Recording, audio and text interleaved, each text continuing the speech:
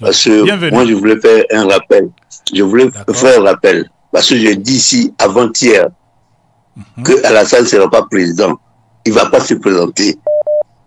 Que la gauche, toute la partie de l'opposition va se réunir. Et c'est ce qu'on voit. Je dis, tout, ça va venir un peu. C'est ce qu'on voit. Il y a Gbagbo qui a rencontré le PDCI. Donc, il y a une alliance qui a été de faire. Ça, c'est un. Le nom de Gbagbo sera sur la liste. Il sera candidat. Alassane ne va pas se présenter. Je vous ai dit, Alassane ne va pas se présenter. Pourquoi est-ce que vous êtes si confiant que M. Ouattara ne va pas se présenter? Il a dit qu'il est en pleine forme. Il est en pleine forme. Oui, il a dit qu'il est en pleine forme. Et désiré de continuer à servir son pays. Oui, mais il cherche des partenaires. Il cherche des partenaires. Mais aujourd'hui, vous avez dit encore, l'ONU a refusé. Ces grands partis-là ont refusé. Donc, qui va le soutenir? Donc, il sait que si ici, ce métier, il va se donner la honte. Et il va finir plus mal que ça. Donc, moi, ce que je veux dire, c'est qu'il ne sera pas candidat. Et donc, tous ces gens qui sont de son parti-là, qui sont en train de se morfondre-là, tous ceux-là, ils vont quitter le pays. Moi, je dis, je lance un appel à la diaspora. Tous ceux qui ont l'argent, ils vont garder leur argent, ils vont acheter des maisons gratuites. Des maisons moins chères en Côte d'Ivoire. Parce que tous ceux-là vont fuir. Ils vont fuir la Côte d'Ivoire. Donc, je répète encore aujourd'hui, ceux qui ont l'argent, gardez votre argent, allez en Côte d'Ivoire. En 2026, oui. tout sera cadeau.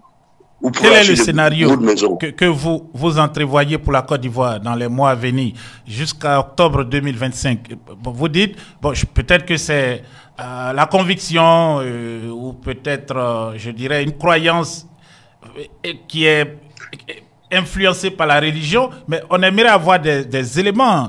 Tout porte à croire que M. Ouattara, dans cette déclaration, qui a dit « Je n'ai pas encore pris ma décision, mais je pense que c'est le moment de se déterminer clairement et de se mettre de côté, faire la promotion d'une autre personne ou permettre l'émergence d'une personne à travers des élections primaires dans son parti. » Mais jusque-là, il n'y a pas tout ça. Au contraire, il s'active à diviser l'opposition politique. Il s'active aussi à peut-être aussi faire disparaître toute velléité de candidature dans son propre camp. On a vu le cas de M. Bictogo. Maintenant, vous dites, écoutez, tout ça, c'est du cinéma, mais Ouattara ne sera pas candidat et celui qui va choisir va perdre. La Côte d'Ivoire sera libérée en 2025. Expliquez-nous un peu la voie que vous voyez, que vous entrevoyez pour la libération de ce pays en 2025. Il ne sera pas candidat, déjà un. Les élections vont se faire. Tous les candidats vont être présents. D'accord. On va organiser les élections. M. Gbagbo, M. Blé Goudé, M. Gbagbo, le président Tidiane Diam, tout ça. Voilà, maintenant, ça va dépendre à chacun d'eux s'ils veulent être candidat. Oui. Maintenant, c'est Thiam qui va gouverner le pays. Voilà. M. Thiam va gouverner le pays. Il est déjà président. Et pourquoi? Par la volonté du peuple, la volonté de M. Ouattara ou d'autres acteurs. On sait que les Occidentaux sont aussi présents en Côte d'Ivoire. La volonté du peuple, à cause de la volonté du peuple et la volonté de l'international. De l'international. Et vous savez qu'aujourd'hui, le jeu politique, c'est l'international qui domine. D'accord. Et lui, j'ai dit que c'est grâce à lui qu'aujourd'hui, qu'il y a cet apaisement-là en Côte d'Ivoire. C'est grâce à son intervention, c'est sans lui là. Aujourd'hui, des gens ne pouvaient pas parler en Côte d'Ivoire. Tous ceux qui se lèvent aujourd'hui, qui parlent là, ils ne pouvaient pas parler en Côte d'Ivoire. Mais c'est grâce à lui qu'aujourd'hui, on ne met pas les gens en prison. D'accord. C'est grâce à lui qu'on peut s'exprimer. Moi, je dis, moi je suis un ancien du PDCI. J'ai été décoré du PDCI. J'ai été décoré du PDCI par Laurent, par Fologo, Dona Fologo à Paris. Oui. Voilà, à Paris. J'étais décoré. J'étais le secrétaire général du Rhône, de Rhône, du PDCI Rhône.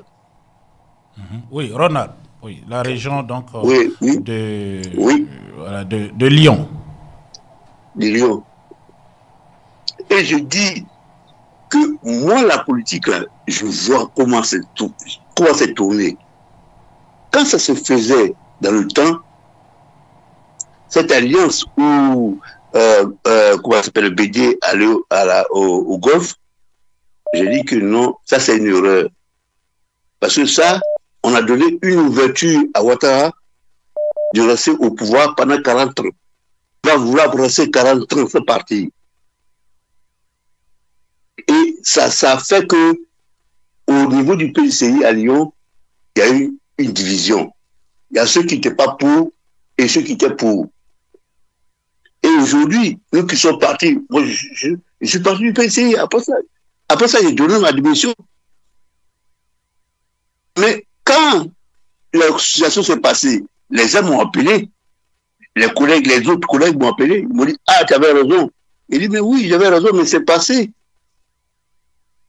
C'est passé.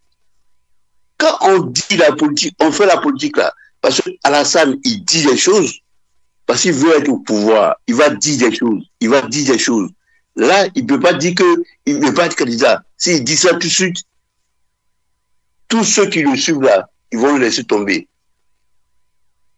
Donc, il veut garder un petit espoir, et puis à la fin, il dit que non, je n'ai pas pu, j'ai tout essayé, mais vraiment, je peux plus me présenter. Qu'est-ce qu'il va dire? Mais là, il ne peut pas dire ouvertement, non, je ne me présente pas, c'est fini, je laisse comme ça. Non. Il va dire que sa santé, il a réfléchi, il y a beaucoup de choses qui sont passées, donc il ne peut pas se présenter.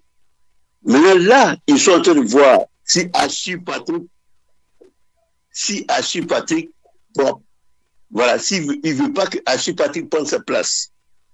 C'est pour ça qu'il a fait venir Achille Patrick. Mais là, la vision, il faut voir du côté d'Achille Patrick. S'il doit avoir un candidat qui va remplacer, qui va être comment ça s'appelle, au RDR, c'est Achille Patrick.